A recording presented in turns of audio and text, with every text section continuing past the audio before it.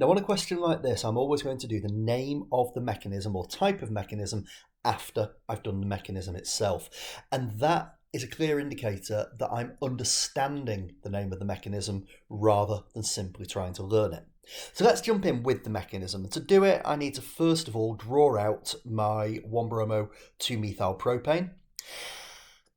And then I've got to add what's reacting with it. Now, we are told it is sodium hydroxide, but we're not going to write sodium hydroxide into the mechanism. We care about the OH- ion, and you'll notice I've also included the lone pair.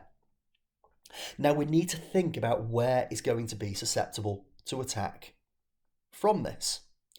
And the OH- negative is going to be attracted to something positive. So we're looking at the delta positive carbon that's attached to the delta negative bromine. Now, a curly arrow represents the movement of electrons from an electron-rich to an electron-deficient species. So it's going from the lone pair to the delta positive carbon. Now, that essentially means I've created a bond between the C and the OH. That's 5 bonds around the carbon. That can't be sustained. So we need to lose one of them. And we know that we lose the bromine. So I've now got 2 marks for this mechanism. For my third mark, I need to name the mechanism. Well, the OH- has a lone pair. It's going to donate that lone pair, and that's taking us to the definition of a nucleophile. You can also remember that in a way that you wouldn't talk about in the exam, but a nucleophile loves and attacks the positive charge, or the more positive. So the OH- is definitely acting as a nucleophile because it's attacking the delta positive carbon. And then from there, nucleophilic, what are we actually doing? Well, we've replaced the Br with an OH. Another word for replacement, we're substituting. So we have got here nucleophilic substitution. Moving on to 6.2, and we have got here a volume of 1-bromo 2-methyl propane. We've got its MR.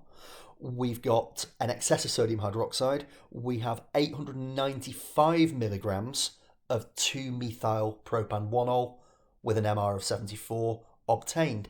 And we're given a density of 1-bromo 2-methyl propane. So we are then having to calculate the percentage yield. Now let's try and break this question down.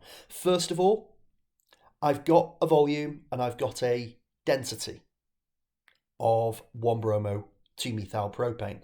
So from that, I can work out what mass of it I have. I've also got its MR. So from there, I can use N is M over MR to see that I've got 0.0184 moles of it. And I've got my first mark. Now, from there, I can work out what mass of 2-methyl propan 1-ol I would expect.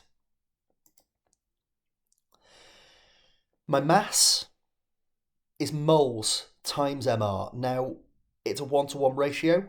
I would therefore expect 0.0184 moles, and I've got an MR of 74. So I put those figures in, and I get an expected mass of 1.36 grams, and I've now got to 2 out of 3. From there, it's all about the percentage yield, because we were told that we were expecting 895 milligrams. Or we made, 895 milligrams, but we're expecting 1.36 grams. First of all, we need to convert those into the same units. So I take my 895 and convert to 0.895. I then work out my percentage yield by doing actual mass over expected mass multiplied by 100, and we get 65.7%. And then we move on to 6.3. We've got 1-bromo 2-methyl propane reacting with hot concentrated ethanolic potassium hydroxide. Now, all of that is highlighting that this is going to be a different type of mechanism. This is not going to be OH- acting as a nucleophile. It's actually acting as a base. So, I have put in the mechanism here. You don't need to do the mechanism, but I'm going to show the process by which we get to the right answer. The OH- here acting as a base, which means it's a proton acceptor. It takes the H from a carbon neighbouring the carbon bonded to the bromine. So we've made H2O and off it goes. That means the CH bond no longer exists. Those electrons move in to make a double bond between the two C's. That then creates 5 bonds around that right-hand carbon. Can't sustain 5 bonds, so we lose the bromine. So we end up with all of that going. The product looks like this, and the name of that is methylpropene. Now, you might be tempted to say 2-methylprop-1-ene. There is absolutely nowhere else you could put the methyl. There is absolutely nowhere else you could put the double bond that would change those numbers. For that reason, they have no part in the name. It is just methylpropene. And what's the name of the mechanism? Well, we've lost things.